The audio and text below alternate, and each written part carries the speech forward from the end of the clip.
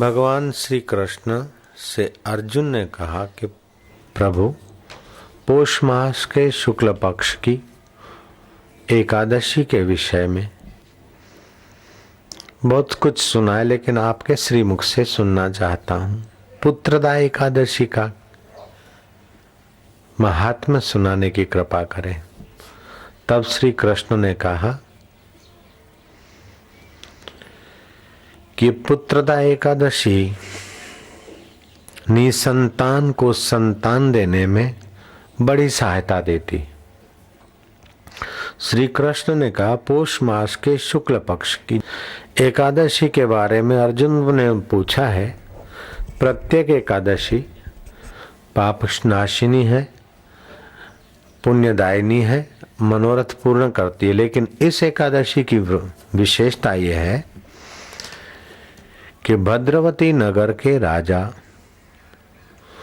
सुकेतुमान धर्मात्मा था, श्रद्धालु भी था, और सब होते हुए भी उसे संतान नहीं होती थी। बड़ा दुखी था। उसकी पत्नी शैव्या, वह भी श्रद्धालु थी। शैव्या ने और सुकेतुमान ने अनेक यज्ञ किए पुत्र प्राप्ति के लिए। ब्राह्मणों को भोजन भी कराया और दक्षिणा भी दी, फिर भी संतान प्राप्त नहीं थी। आखिर निसंतान के ताप से तपता हुआ वह राजा अरण्य को चला, जंगल को चला।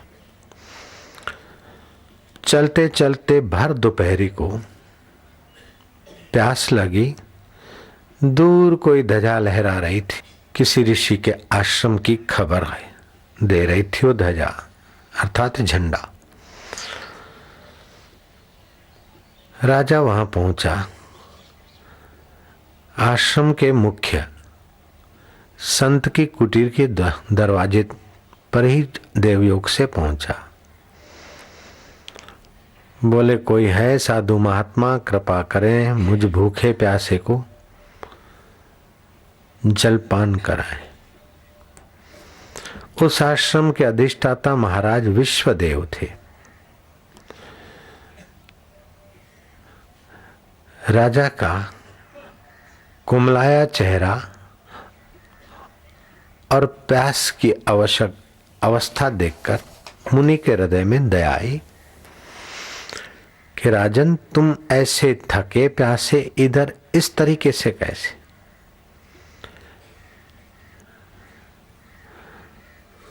राजा सुकेतुमान ने कहा कि महाराज, ऐसे ऐसे संतान नहीं था और संतान की प्राप्ति के लिए मैंने यज्ञ भी किए, ब्राह्मणों को भोजन भी कराया, फिर भी कोई ऐसा मेरा अशुभ है, मेरा पुण्य इतना तीव्र नहीं कि विधाता मेरे लेख में मेख मार के मुझे संतान दे दे।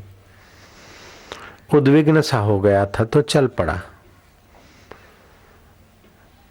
महाराज तनिक शांत हुए अपने अंतरात्मा में।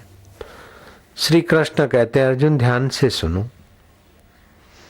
विश्वदेव महाराज ने अपने विश्वात्मा में विश्रांति पाई, जहां मैं रमण करता हूं भगवान शिव करते हैं।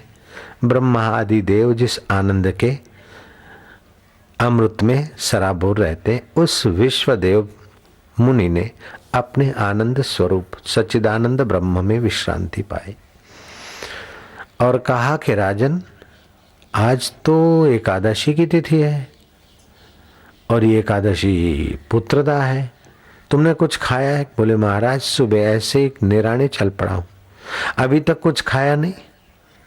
तो तेरी एकादशी तो लगभग हो गई, बाकी तो थोड़ा समय है, खाली जल पी ले।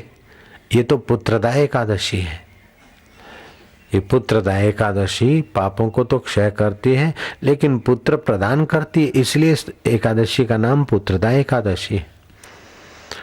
और इस एकादशी का व्रत करने वाला निष्पाप तो होता है, भगवान श्री हरि की भक्ति में सफल भी होता है, और पुत्र प्राप्ति के लिए अगर करता है तो उसे संतान भी अवश्य मिलती है।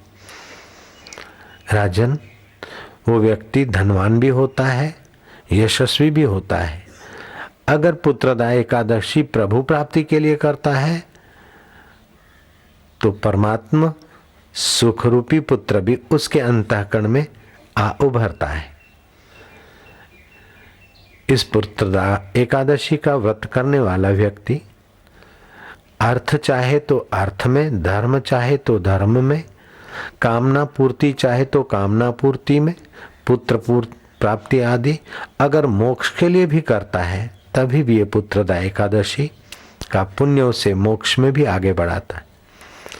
राजन, क्या तुम ये व्रत कर सकोगे? सुकेतुमान राजा ने आश्चर्य में गोते खाते हुए मुनि को प्रणाम किया कि मुनि, बीमारी में तो कई दिन निराहार रहना पड़ता है, एक दिन के व्रत के लिए आप ऐसा क्यों पूछते हैं?